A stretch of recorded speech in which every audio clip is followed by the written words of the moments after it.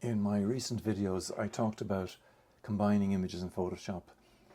One image was a focus stacked one, and the other one was combining photographs taken at varying shutter speeds. So let's take a look at the focus stacked one, first of all, which would be these three images here.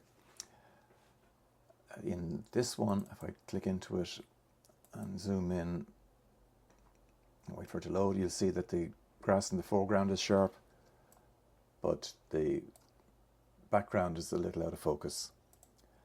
And if I go back out to the grid and click into this one here, you'll see that the grass in the foreground is not quite so sharp. And if I scroll up to the background, it is a lot sharper. So what we want to do is combine the sharp elements of each different photograph. I have the three taken, as I said. There's the first one for the foreground, the second one for the middle distance, and the third one for the background. So what we'll do is we'll just go to the first image first of all. And if I open that in the Develop module and zoom out, the first thing that I'm going to do is I'm going to change the color profile into Adobe Landscape. This just gives it a bit more saturation into the image, a little bit more contrast, but it also opens up the shadows a little bit, I think. However, the highlights are quite bright in it, so I'm going to just take them down a little here just to try and keep some detail into the highlights. Bring the shadows up maybe about this much here. I think I've overdone the highlights, so I can take them back a little bit. Maybe just bring the whole overall exposure down very slightly and bring up the whites again just to bring back some of that contrast. Then the shadows could possibly come a little more, and I leave the blacks as they are.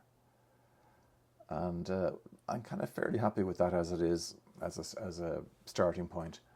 What I'm going to do now is go back out to the grid, and with the three images selected, I'm going to click on Sync Settings, and everything is selected, so we'll synchronize.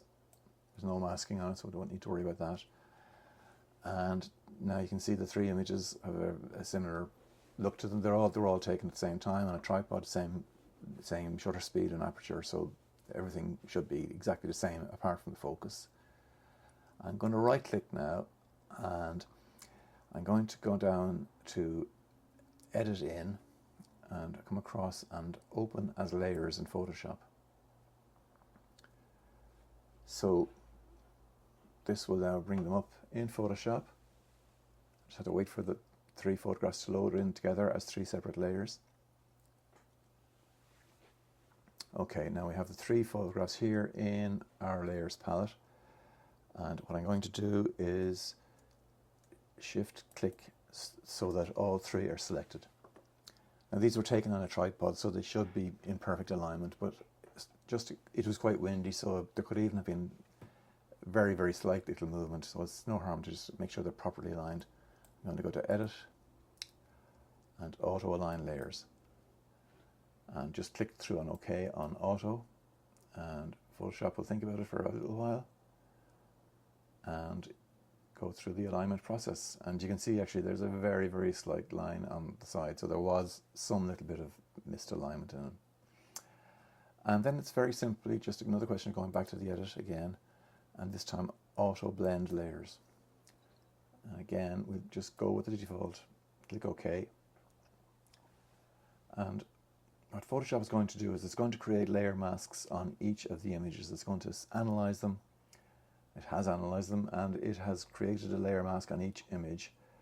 So if I, and then merge them all into one. So if I unclick here, we can see that in this image here, it has masked out pretty much everything except the mountain in the background. And on this one, it's giving us the middle distance and some of the mountain as well. And on the bottom one, oh, sorry, beg pardon, on the top one, it's given us the foreground. Now it estimates it. It sometimes it won't give you just a complete straight line across, but when you combine them all together, and if I zoom in here and just get my zoom tool, and I zoom right in, we're really sharp in the foreground, and as I scroll through the image, you can see we have sharpness all the way through, right through to the cliff in the background. And that's focus stacking. That's the basics of it. There are programs to do it. There are, depending on the situation when you're shooting, you may end up needing far more than 3 images. And a lot of the cameras nowadays have an automatic focus stacking system in them, where you tell it to focus stack and it will work out how many it needs to do. But that's this one done. It's saved into a merged layer. So all what's necessary now to do is to say File and Save As, and we'll just give it, I press F, just say FS for focus stacked, and save it. Click OK. And depending on whether you want to keep your layers or not, you can click OK, or you can flatten the image, and that will save you a bit of file size. And that's going through the save process here. You can see at the top of the screen here, 85%, 90%. And once it's done, I'll close it. I'll go back into Lightroom, and there is our merged copy there. And that's that one done. Now, for the next image, we're going to do the same thing with just, first of all, editing one of the images just to get it kind of to where we want it to be. With this one, the first thing I'm going to do is crop it, because the foreground is a bit out of focus here. The water at the bottom is not really adding a lot to the image. So we'll crop, and we'll do it as a 16:9, and just position it. Try and find the areas that we want that are of interest. And I think maybe a crop just somewhere around here looks like it might do the job. And so we click back out into the general controls. And looking at the image, there's quite a dark area around here. The bottom left, there's a lot of glare from the sun. So I think the first thing to do, maybe I'll just is make a few little adjustments to the areas that need to be balanced out a little bit. So I'm going to go to the gradients. I think we go for a radial gradient and make a mask here on these dark rocks here. That more or less fits the shape of the rocks, and it's feathered a little bit, and kind of in line with where the light is falling off. And maybe just bring the shadows up a little bit on that. And with rock, I always find clarity helps to bring out a little bit of the texture and the shape, and that sort of jagged feel to it. And I'm going to take maybe the exposure up a little bit as well. And I'm quite happy with that there as it is there now. Next thing I'll do is I'll create another radial gradient, this time on the sea in the foreground here. And maybe bring it down to about there, and just take the highlights down. Just try and get rid of some of that little bit of glare that's in it there. And looking at it now, I'm looking again, I'm seeing maybe time for another little mask in, sorry, computer is going a bit slow because it's recording the screen, I think. In this area here, it's still quite dark. So again, bringing up the shadows a little bit in this. And I think I'm kind of happy with that. Now, the next thing we might do is some global adjustments. So we come back into our menu, and same as before, I think we might go for the Adobe Landscape color profile. Again, you can see that the colors boost up a little bit. And this time I'm going to go into the HSL color tab, and I'm going to bring up the saturations in the aquas and the blues, just to bring out that water, because it really was a very, very vibrant color. And I think we're more or less there with the adjustments on it now. What I'll do now is come back out to the grid, pressing G on the keyboard, and I will select the other two images, sync settings, this time making sure that masking is included because I have put the masks on, and it's asking me to make sure. I'm going to say yes. Well, actually, I don't need to merge, I can, but because there's no other masks. All right, so that's those done. Now I do notice there is a slight exposure difference between the three of them. So let me just bring up this one here first of all, and then this one. So you can see this is a little bit darker, and this is a little bit darker. So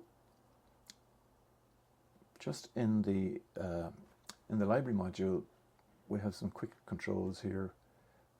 On the exposure, a click on the single arrow brings it up a fraction, which is probably enough. We will go on to the next image, and maybe 1 or 2 clicks there, and go back to the grid and see now they look tonally more similar. So right click again, edit in, sorry, mouse slipping on me, and open as layers in Photoshop. And when they come into Photoshop, we're going to do something similar to what Photoshop itself did in the last image, and that is use layer masks. But first of all, we just kind of need to decide where those masks need to be. So in our top image here, we have the splash of the wave. In the middle one, we have water streaming down just to the left of where that splash was, and a little bit on the right. And on the bottom image, we have a lot more water streaming down here. So what I'm going to do is apply, first of all, on this layer here, where I want to retain the water that's streaming down on the right. What I'm going to do is I'm going to put on a black layer mask. So I hit Option and the mask icon here, which masks out all of this image. So you can see if I click on and off on the eyeball, there's no difference. And then making sure that I have a white brush selected. So we go to the brush tool, which is here, and in our palette here, where the black and white is, with the upper one is white, which is with the color of the brush, and I'm going to make sure that it's a largish soft brush, so we bring it up maybe 380 pixels, hardness down to 0, and if I just brush on the mask now, there's a little saying that white reveals and black conceals. So it was a black mask which was concealing what was there, and now brushing in with the white brush, I'm revealing that part of the image. And maybe just a little bit of the water as well. Now, as you can see here, I'm brushing now, I am actually taking away some of the foamy colour in the water. So by pressing X on the keyboard, I can invert the brush. I'm now brushing with a black brush, as you can see over here. So if I brush with black, I can put back what I brushed away. And that's that layer done. And now the next layer here, we want this water splash, but we don't want anything else.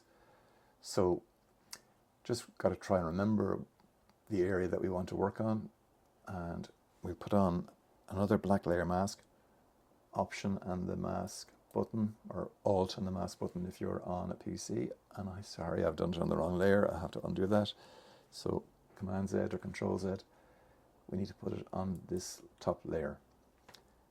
So Option and click, or Command and click, and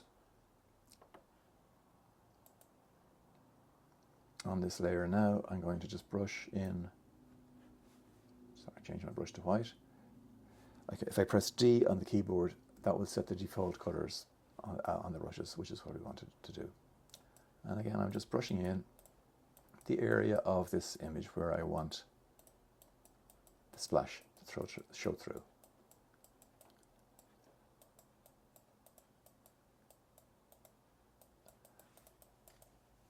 again, press X just to bring back some of the bits here that I knocked out. And I think we're done. So we can either save it as a layered file as I did before, or go to Layer, Flatten Image. And if we just hit File and Close, in fact, it'll just go back into Lightroom, click Save. And once it's finished saving, if we come back into Lightroom, there's our saved image with the 3 photographs merged. I hope you enjoyed this. If you did, if you found it informative, please make sure to hit the like button and subscribe to the channel.